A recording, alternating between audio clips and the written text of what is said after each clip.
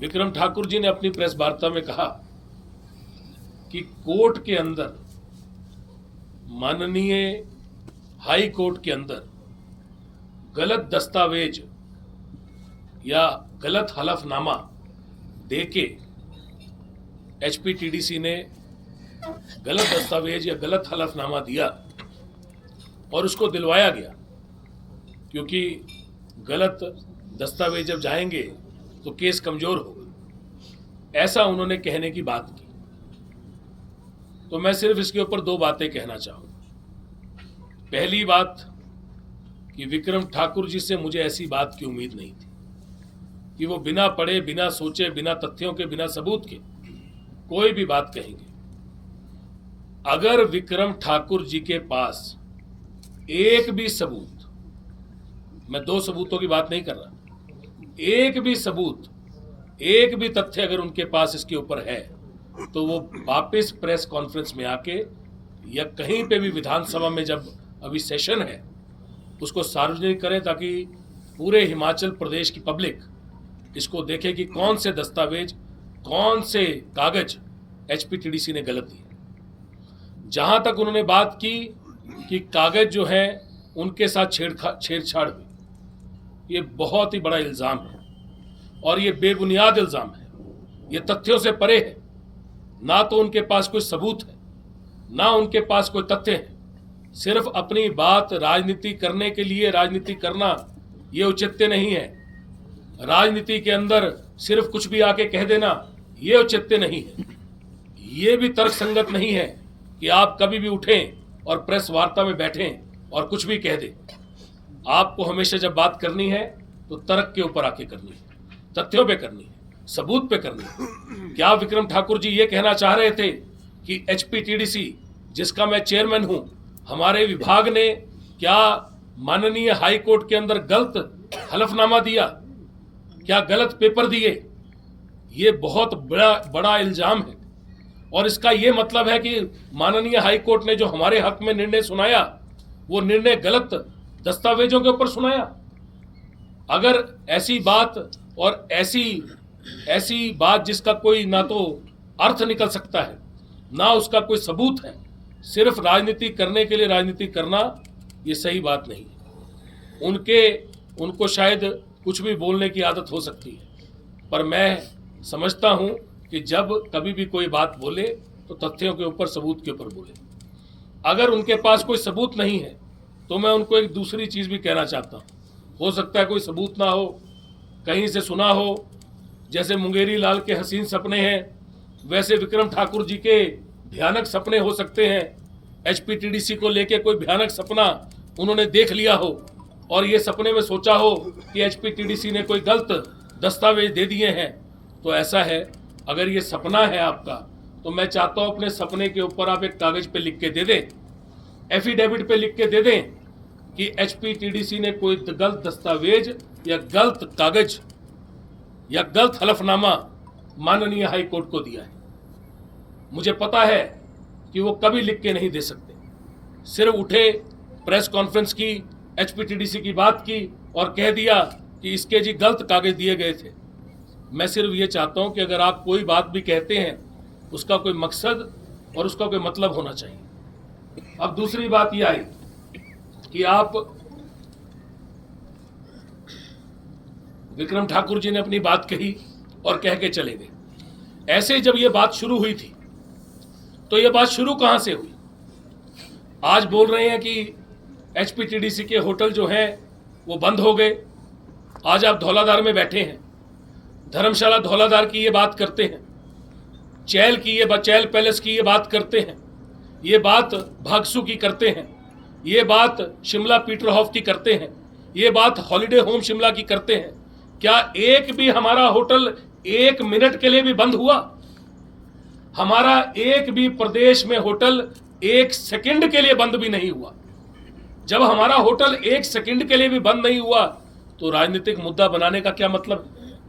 हमारे होटल के लिए बंद करने के आदेश किस चीज पे आए, उसके ऊपर वापस जाना पड़ेगा। और मैं बार बार इस बात को इसलिए कहता हूं क्योंकि अगर झूठ कोई बोले और बार बार झूठ बोलता रहे तो लोगों को वो भी सत्य नजर आना शुरू हो जाता है। आज विपक्ष के हमारे बंधु हैं, सीनियर लोग भी। मुझे लगता है कि इतने सीनियर है, मैं सबका नाम नहीं लूंगा क्योंकि मैं उनका इज्जत मान करता हूं, पर आज तथ्यों से परे होकर सबूत नहीं होने के बावजूद, सच्चाई से परे हटके और सत्य का एक पॉइंट भी उनके पास नहीं है, सत्य से बिल्कुल हटके वो बात करते हैं। जब वो ये बात कहते हैं कि एचपीटीडीसी के 18 होटल बंद हो गए और अब उनके कुर्की के आदेश जारी हो गए। भाई मुझे ये बताया जाए कि कुर्की के आदेश उन्होंने कहां देखे? क्या माननीय हाईकोर्ट ने कुर्की के आदेश धौलाधार के लिए दिए? क्या माननीय हाईकोर्ट ने कोई किसी और होटल, चैल पैलेस या हॉलिडे होम या भागसू के लिए कोई आदेश दिए? माननीय हाईकोर्ट ने कोई भी कुर्की के आदेश नहीं दिए। माननीय हाईकोर्ट ने एचपीटीडीसी की किसी प्रॉपर्टी की कुर्की के आदेश नहीं दिए।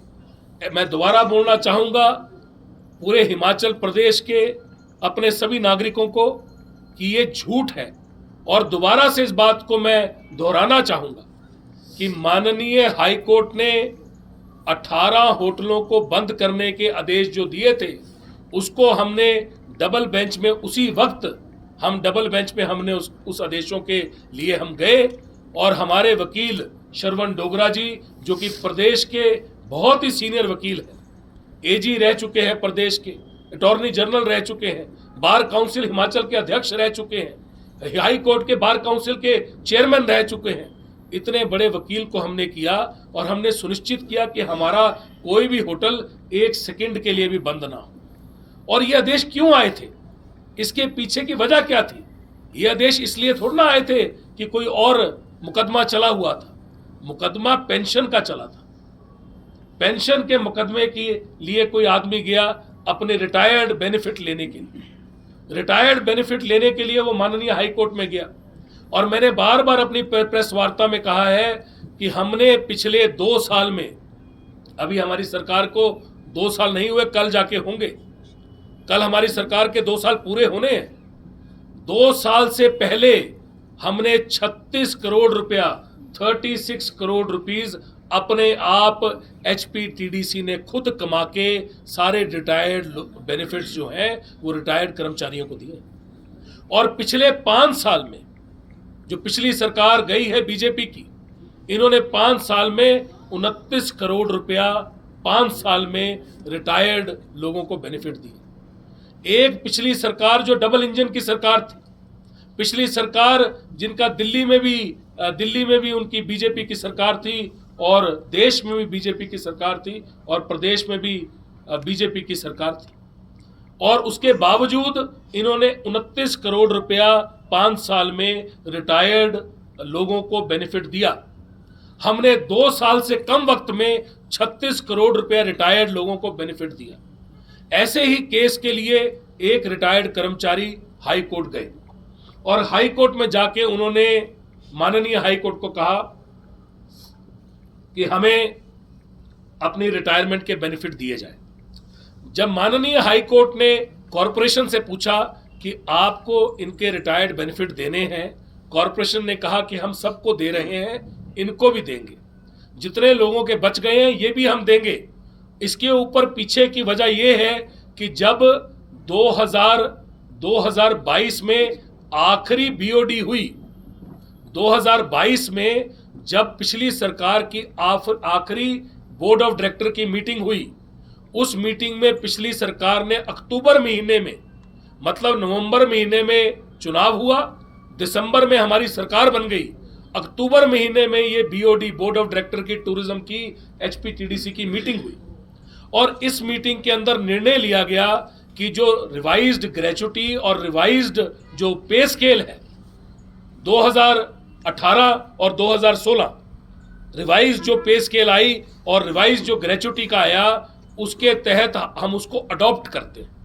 जैसे ही उन्होंने अडॉप्ट किया, वैसे ही रिवाइज्ड पे स्केल का लोड और वैसे ही रिवाइज्ड ग्रेचुटी का लोड एचपीटीडीसी के ऊपर पड़ गया, क्योंकि जितने मुलाजिम थे, अक्टूबर महीने के बाद जैसे ही दिसंबर में सरकार आई और जैसे ही जनवरी फरवरी के अंदर मैंने अपना पद संभाला, हमारे पास केस पे केस आने शुरू हुए कि अब एचपीटीडीसी ने रिवाइज्ड पे स्केल को, रिवाइज्ड ग्रेचुटी को अडॉप्ट कर लिया।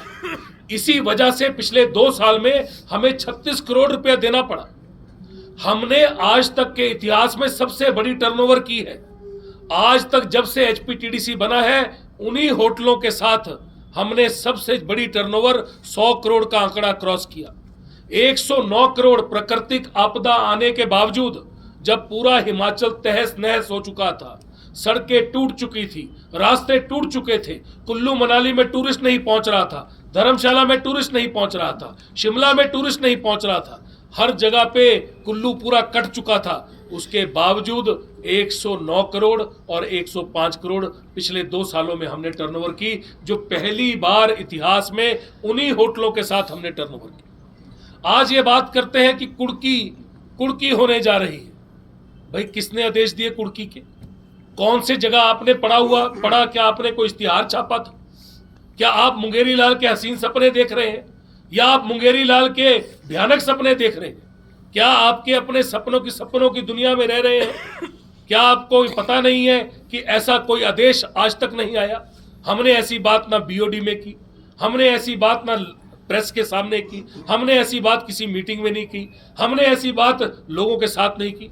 राजनीति करने के लिए सिर्फ बोलना जरूरी नहीं है, सिर्फ एक उंगली दूसरे की तरफ करना जरूरी नहीं है, 4 उंगलियां आपकी तरफ देख रही होती हैं। आप ऐसे ही किसी के बारे में बात करते रहते हैं। एचपीटीडीसी के एम्प्लॉइज हैं यहाँ पे।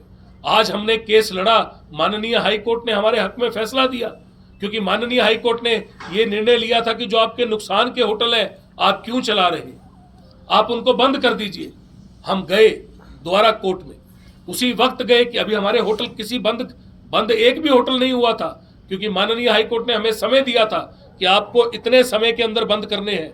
उससे पहले हम अगले दिन ही हाई कोर्ट में गए और हमने कहा, उसी वक्त गए, अगले दिन भी नहीं, उसी वक्त गए, जैसे ही कोर्ट का केस आया, जैसे ही निर्णय आया, हमने कहा कि ये तकरीबन 2000 एम्प्लॉय है, इतने सारे होटल हैं, हमने आज तक किसी होटल को देने के बारे में, लीज की बात तो दूर की है, ये पानी का गिलास है, आज तक हमने एक पानी का गिलास भी लीज पे या इसको कहीं पे दिया नहीं है। आज 2 साल हो गए कांग्रेस के कार्यकाल, आज मुझे चेयरमैन बने हुए तकरीबन 2 महीने बाद 2 साल हो जाएंगे। आज तक हमने कोई ना तो बात की, ना कभी बीओडी में लेके आए, ना कभी किसी मीटिंग में लेके आए, ना हमने इसकी चर्चा की। ये तो हमारी धरोहर है। आज धौलाधार यहाँ पे खुला है, आज धौलाधार में ये मीटिंग हो रही है, आप लोग रोज धौलाधार में बैठते हैं। क्या आपने कभी धौलाधार को 1 मिनट के लिए भी बंद देखा है? सिर्फ आप किसी जगह खड़े होके कोई भी बात करते हैं। कभी कोई आदमी उठता है रात को सोता हुआ और कहता है कि भाई ऐसा हो रहा है कि कुड़की हो गई। कभी कोई आदमी कहता है कि 150 करोड़ का एचपीटीडीसी ने बिजली का बिल देना था, उसके कारण हिमाचल भवन की कुड़की के आदेश हो गए।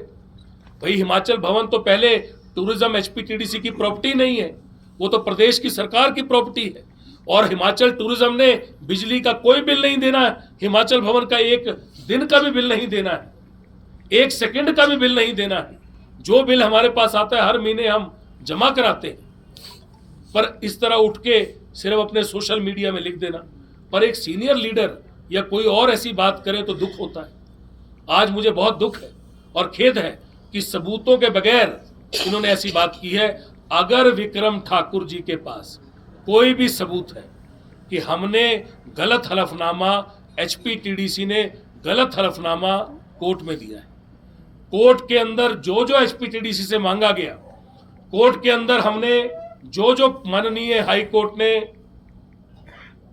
एचपीटीडीसी से मांगा, माननीय हाई कोर्ट को वो सभी चीजें एचपीटीडीसी ने माननीय हाई कोर्ट को दी और उसी वजह से हमारे हक में फैसला आया। आज फैसला हमारे हक में आ गया, आज पूरा प्रदेश खुश है। आज कहीं ना कहीं हम लोग अपने होटलों को रेनोवेट करने की ओर जा रहे हैं। एडीबी के प्रोजेक्ट का agreement, final loan agreement sign हो रहा है। उस पैसे के साथ हम अपने होटलों की रेनोवेशन शुरू करने जा रहे हैं। पर सिर्फ आपने किसी पार्टी पे या लोगों पे लालछन लगाने हैं क्योंकि राजनीति करने हैं। मैं सिर्फ इतना चाहता हूं कि सूट नहीं करता। कोई तर्क हो आपके पास तो आप बोलिए, कोई सबूत हो आपके पास तब आप बोलिए। सिर्फ लोगों को आप गुमराह करने का काम कर रहे हैं, वो मत करिए, क्योंकि ये तर्क संगत नहीं है। अगर तब भी आपको लगता है कि आपको कोई भयानक सपना आया जिस सपने के कारण आप उठे और आपने कोई बात बोल दी तो मैं कहना चाहता हूं कि किसी एफिडेविट पे, दोबारा से कह रहा हूं, एक एफिडेविट पे विक्रम ठाकुर जी लिख के दे दे कि हमने गलत हलफनामा एचपीटीडीसी ने दिया है, ताकि हम भी आगे कानून के पास आगे लेके जाएं इसको कि ये ऐसा लिख के दे रहे हैं और उसके ऊपर क्या आगे एक्शन लेना है उसके ऊपर हम लोग सोचें।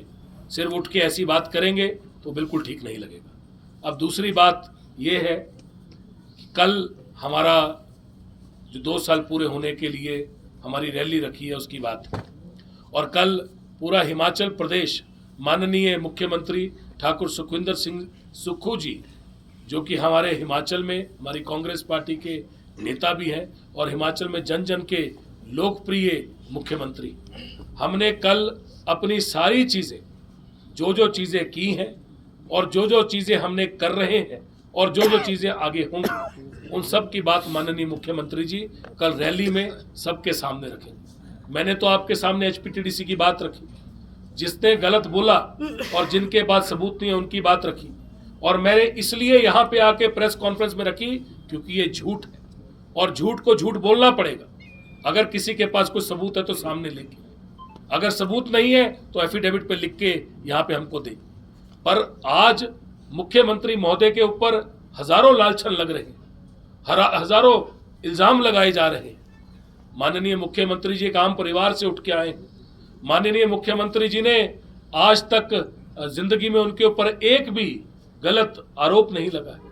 आज तक उनकी छवि जो है वो ईमानदार छवि है। उनकी छवि को खराब करने के लिए काम किया जा रहा है। कहीं ना कहीं मुझे लगता है कि लोगों को भ्रमित करने के लिए काम किया जा रहा है।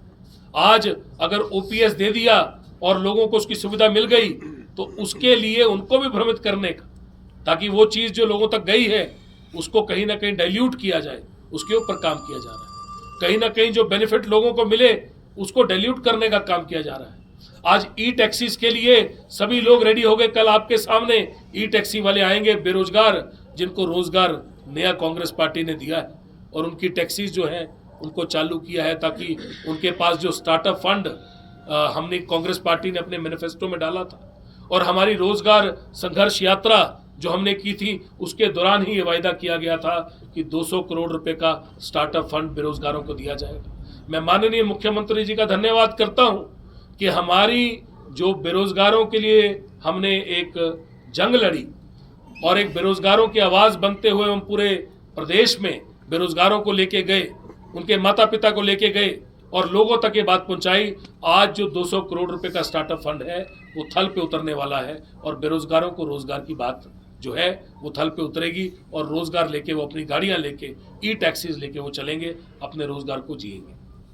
उसके अलावा जितनी भी गारंटीज हैं उसके ऊपर कल सार्वजनिक तौर से मुख्यमंत्री जी बोलेंगे। मैं अभी उसके बारे में बोलूंगा तो वो डाइल्यूट हो जाएगा। पर आपके सामने आज अगर आप ओल्ड एज होम की बात करें तो आपके सामने हिमाचल के सबसे बड़े ओल्ड एज होम जिनको कोई नहीं देखता, जब कई लोग अपने घर के बुजुर्गों को डिस्कार्ड कर देते, उनके पास कोई आवाज़ नहीं होती, जब ऑर्फन जिनके माता पिता नहीं होते, उनके पास माँ बाप नहीं होते उनको देखने के लिए, आज माननीय मुख्यमंत्री जी उनको देखने के लिए सबसे पहले जैसे शपथ ली उनके पास पहुंचे और आज उनके लिए एक्सीलेंस सेंटर्स जो हैं वो हिमाचल में बन रहे हैं। आज उन एक्सीलेंस सेंटर्स के ऊपर काम हो रहा है, आज उनकी कंस्ट्रक्शन चालू हो गई है, आज उनके लिए पैसा मुहैया करा के टेंडर हो गए, आज टूरिज्म के होटलों के टेंडर हो चुके हैं, आज वो होटल बनने चालू हो चुके हैं, आज अहौर में होटल बन रहा है, बाकी जगह होटल बन रहे हैं। आज जो हमने हॉलिडे होम शिमला है उसको रेनोवेट कर दिया है, अलग अलग होटलों की रेनोवेशंस आज हो रही है। आज एडीबी के प्रोजेक्ट्स के जो टेंडर्स हैं हमने प्रीएम्प्ट करके, मतलब अभी हमारा पैसा आना था, हमने उसको प्रीएम्प्ट किया कि हम समय वेस्ट ना करें, हमने उसको प्रीएम्प्ट करके टेंडर पहले करा दिए ताकि जैसे ही अग्रीमेंट हमारा फाइनल साइन हो, हमारा वो पैसा रिलीज हो, टेंडर ऑलरेडी हो चुके हों और सीधा काम चालू हो जाए। आज तकरीबन 1300 करोड़ रुपए की टेंडरिंग की प्रोसेस जो टूरिज्म डिपार्टमेंट की है वो चल रही है और उसके ऊपर प्रॉपर काम ऑनलाइन प्रोसेस चल रही है, पूरे देश के लोग उसके अंदर भाग ले रहे हैं। ये प्रीएम्प्ट प्रोजेक्ट्स हैं। आज चितकुल के लिए ये बोलते हैं कि टूरिज्म का एक प्रोजेक्ट हिमाचल प्रदेश को इस बार नहीं आया। उसका मुझे बहुत बड़ा खेद है कि प्रोजेक्ट हमें मिलना चाहिए था, और हम अभी भी जाएंगे और गुहार लगाएंगे दिल्ली में कि ये प्रोजेक्ट भी हमें मिले। पर इससे पिछला प्रोजेक्ट जो है, इसी साल की फरवरी महीने में काजा और चिटकुल में दोनों जगह 36 करोड़ रुपया जो हमें मिला, 30 करोड़ और 6 करोड़ रुपया जो हमें मिला, मतलब तकरीबन 35 पॉइंट समथिंग 35 करोड़ कुछ हमको जो मिला है वो चितकुल और काजा में मिला है। वो भी इनकी जो डेस्टिनेशंस हैं उसका पार्ट है। वो हमारी चैलेंजिंग डेस्टिनेशंस जो हैं उसका एक प्रोजेक्ट आया था, और ये प्रोजेक्ट लाने में हिमाचल कामयाब हुआ और दिल्ली ने हमें ये प्रोजेक्ट दिया। आज देश का, पूरे हिंदुस्तान का सबसे बड़ा एशियन डेवलपमेंट बैंक का प्रोजेक्ट, पूरे देश का सबसे बड़ा टूरिज्म का प्रोजेक्ट आज हिमाचल प्रदेश को मिला है। तकरीबन 2400 करोड़ रुपए का प्रोजेक्ट हिमाचल प्रदेश को मिला है। आज उसको थल पे उतारने की बात है। जब इतना बड़ा प्रोजेक्ट मिलता है तो उसकी बहुत सारी फॉर्मेलिटी होती है, उसमें कंसल्टेंट लगाने पड़ते हैं। डिफरेंस क्या आया है मैं आपको बताता हूं। डिफरेंस ये आया कि जब पहले कंसल्टेंट लगे थे, आपने देखा जो टूरिज्म के प्रोजेक्ट हैं, यही सारे मंदिरों को आप जब देखते हैं, हमारी चामुंडा माता का मंदिर, ये टूरिज्म प्रोजेक्ट है। आप माल रोड शिमला देखते हैं, वो टूरिज्म प्रोजेक्ट है। आप ज्वाला जी देखते हैं, टूरिज्म प्रोजेक्ट, टूरिज्म ने बनाया है, हमारे महकमे ने बनाया है। इससे पहले भी लोग रहे, मेरे बाद भी लोग आएंगे, और सब ये प्रोजेक्ट बनाएंगे कि टूरिज्म के माध्यम से प्रदेश को बनाने के लिए बहुत सारे अलग अलग प्रोजेक्ट मिलते हैं, और वो आपकी क्षमता होती है कि आप देश से लेके आओ। हिमाचल प्रदेश को हम देश का सबसे बड़ा प्रोजेक्ट लेके आए, और पहले हिंदुस्तान के कंसल्टेंट लगते थे इन प्रोजेक्टों में। हमने इसको पहली बार चेंज करके ग्लोबल किया, ताकि दुनिया के सबसे बड़े कंसल्टेंट आए। और आज ग्रैंड थॉर्टन, दुनिया की one of the top companies जो है, वो टूरिज्म प्रोजेक्ट की कंसल्टेंट है हिमाचल प्रदेश की। ये माननीय मुख्यमंत्री महोदय की सोच है, उनके विचार हैं कि हमने सबसे बढ़िया देश का प्रोजेक्ट जो हमने लिया है, तो सबसे बढ़िया टॉप क्लास ग्लोबल लोग आए इसके अंदर ताकि काम करें। नहीं तो जो कंपनियां थी वो कोई हिंदुस्तान में अलग अलग जगह की थी, कोई महाराष्ट्र की थी, कोई राजस्थान की थी, कोई दिल्ली की थी। पर पहली बार है कि जो दुनिया की सबसे बड़ी कंपनियां हैं उन्होंने इसमें भाग लिया, क्योंकि हमने उस टेंडर को ग्लोबल खोल दिया।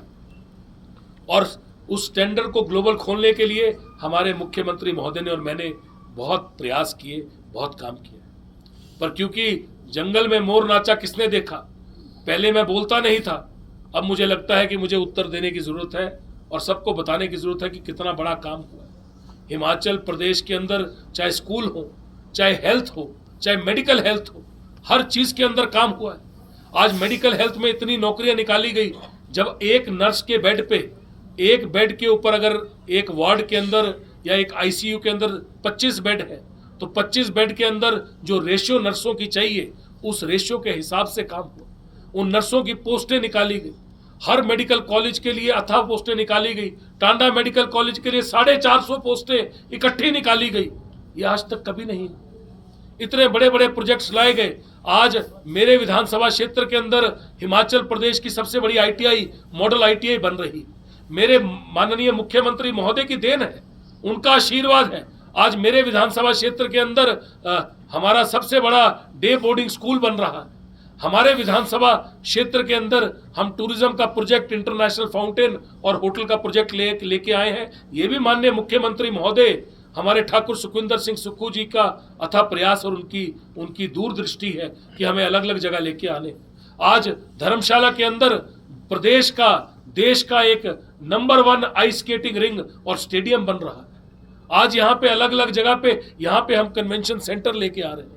यहाँ पे हिमाचल प्रदेश के अंदर पूरे देश की टॉप जू बन रही है, जिसको सिर्फ जू नहीं, जू सफारी बोलते हैं। तकरीबन 500-600 करोड़ रुपया एक जू के अंदर, और उसकी फंडिंग भी आ चुकी है, काम भी चालू हो चुका है। आज यहाँ पे जो जानवर है वो बाहर से लेके आएंगे, ताकि पर्यटक जो है दुनिया के यहाँ पे आए। आज एयरपोर्ट के लिए आज सैकड़ों करोड़ रुपया जो है वो रिलीज हो गया है। आज लोगों को पैसे मिलने चालू हो गए, लोगों ने पैसे ले लिए। आज ये अगर एयरपोर्ट धर्मशाला में आता है तो हिमाचल की तस्वीर बदल जाएगी। आज अगर बड़ा एयरपोर्ट यहाँ पे होगा और बड़ी एयरबस आएगी, अगर बोइंग यहाँ पे उतरेंगे तो हिमाचल की तस्वीर बदल जाएगी, यहाँ व्यवसायी और यहाँ पे लोगों की तस्वीर बदल जाएगी। आज ये नीड है और आज इसके ऊपर काम हो रहा है। अगर इस सरकार ने कुछ किया है तो सबसे पहले ईमानदारी के साथ काम करने का काम किया है। और माननीय मुख्यमंत्री महोदय को उसके बावजूद एक आम परिवार के आदमी को, जिसने आज तक जिंदगी में आम लोगों के साथ अपनी जिंदगी जी है, उनको आज भी चारों तरफ से घेरा जा रहा है। आज हम सबको घेरा जा रहा है क्योंकि काम कर रहे हैं और काम करने में वक्त लगता है, दिखने में उसके समय लगता है। आज ओपीएस का निर्णय आया तो एकदम निर्णय आया क्योंकि वो आपको अपनी ट्रेजरी से पैसे देने थे। पर अगर आप कोई आईटीआई बनाओगे, कोई कॉलेज बनाओगे, कोई होटल बनाओगे, अलग अलग जगह पे प्रोजेक्ट बनाओगे, पालमपुर में प्रोजेक्ट बन रहे हैं, देरा में प्रोजेक्ट बन रहे हैं, ज्वालाजी में प्रोजेक्ट बन रहे हैं, उसमें वक्त लगेगा और उस वक्त के लिए लोगों को वेट करना चाहिए। इन्होंने तो 6 महीने के अंदर, जब पहली विधानसभा में थी और पहली विधानसभा में आए थे, मुझे आज भी वो विधानसभा याद है। उसमें हमारे एक विपक्षी दल के विधायक ने उठ के कहा था मुख्यमंत्री महोदय के लिए कि नायक नहीं खलनायक हूं मैं। और मैंने उठ के कहा था, आप विधानसभा की प्रोसीडिंग देखिएगा, मैंने उठ के कहा था कि अभी तो आए हैं, ये जन जन के नायक है तभी मुख्यमंत्री बने। आज ही आप अभी पहली बार आते ही इनको खलनायक कह रहे हैं। ऐसा क्या काम इन्होंने किया है? क्या इनके ऊपर कोई लालछन लगा है? कोई पैसे का लालछन लगा है? कोई गलत चीज का लालछन लगा है? लोगों ने जिता के एक आम परिवार के बेटे को मुख्यमंत्री बना दिया जो हमेशा लोगों के बीच में रहे। मैं सिर्फ इतना कहना चाहता हूं कि राजनीति को राजनीति सिर्फ बोलने के लिए और इल्जाम लगाने के लिए नहीं होनी चाहिए। राजनीति तर्क संगत और सच्चाई के साथ होनी चाहिए। विधानसभा का सत्र है, विधानसभा के अंदर सारे ऑपोजिशन और हम लोग बैठे होंगे। अगर इनके पास कोई सबूत है तो विधानसभा में आके पूरे प्रदेश के सामने रखे। टूरिज्म के लिए ये कह रहे हैं कि गलत दस्तावेज दिए गए, ये कह रहे हैं कि कम दस्तावेज दिए गए, ये कह रहे हैं कि उसको दस्तावेजों को तोड़ा मरोड़ा गया। आप एक भी दस्तावेज ऐसा जाके विधानसभा में रखें। मैंने इनको उस दिन भी कहा था कि अगर कोई गलत बात करता है कि आंकड़े गलत हैं तो मुझे बताइए, मैं उनके ऊपर अधिकारियों पे एक्शन लूंगा। एकदम जिन्होंने आंकड़े दिए एकदम डिसिप्लिनरी एक्शन लूंगा। पर एक आदमी भी नहीं आया बताने के लिए, क्योंकि ये तथ्यों से परे है, ये झूठ है, ये फरेब है, ये सिर्फ इल्जाम लगा रहे हैं। इनके पास ना कोई सबूत है। अगर कोई ऐसी बात करे तो एफिडेविट पे लिख के दे कि हमने कोई गलत किया, एचपीटीडीसी ने कुछ गलत किया है। मैं अपने डिपार्टमेंट के बारे में एक भी किसी से गलत बात नहीं सुन सकता, क्योंकि हमने आज तक ईमानदारी से अपना काम किया है। और गलत होगा तो उसको गलत कहेंगे, सही होगा तो उसको सही कहेंगे। बहुत बहुत धन्यवाद। सर, आरोप तो ये भी लग रहे हैं कि 70 जो